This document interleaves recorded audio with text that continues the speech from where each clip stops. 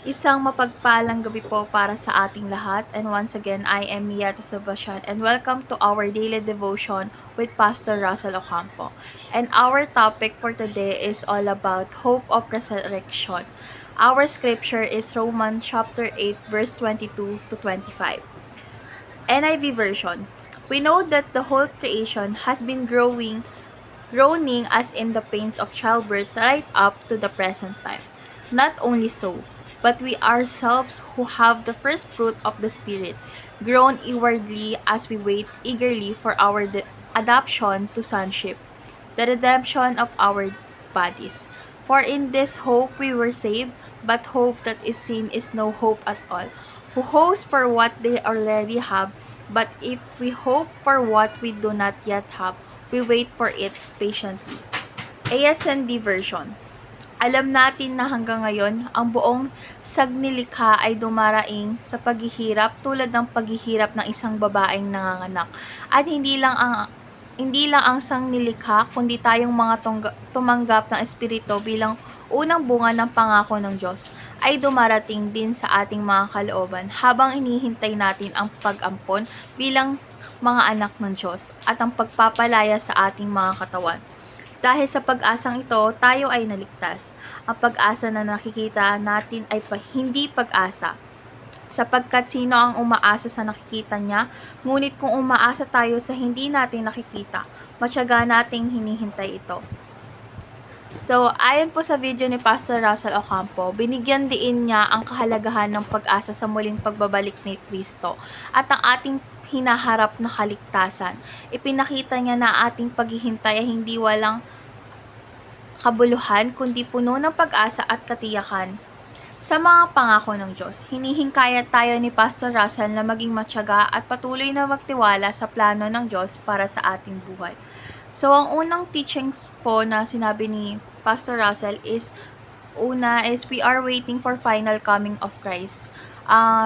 Ang ating pag-asa po ay nakasentro sa muling pagbabalik ni Kristo na magdadala ng kaganapan sa lahat ng bagay. Yung pangalawa naman po is we are waiting for the resurrection.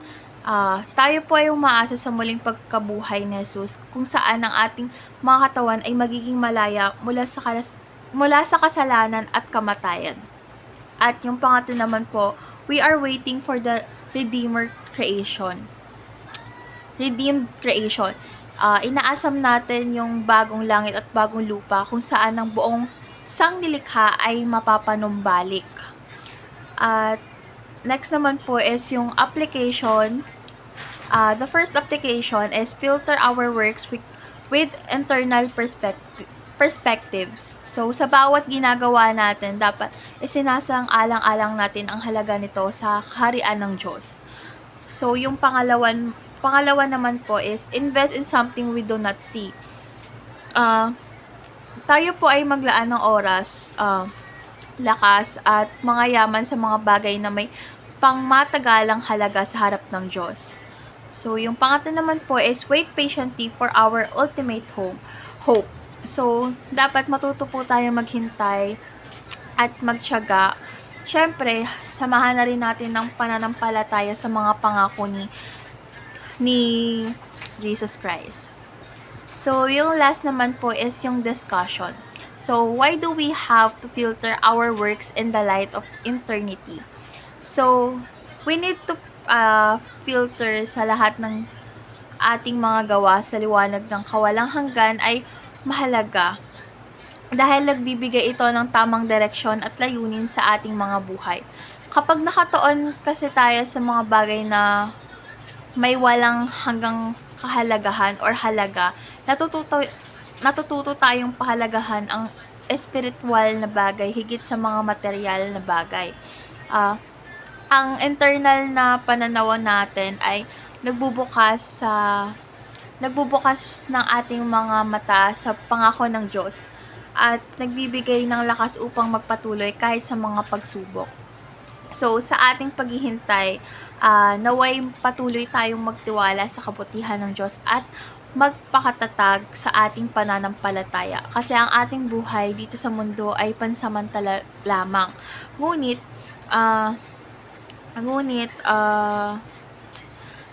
ang mga pangako ng Diyos ay walang hanggan. Maging masipag tayo sa paggawa ng mabuti at maglaan ng ating mga sarili sa mga gawain na may pangalawang hanggang halaga.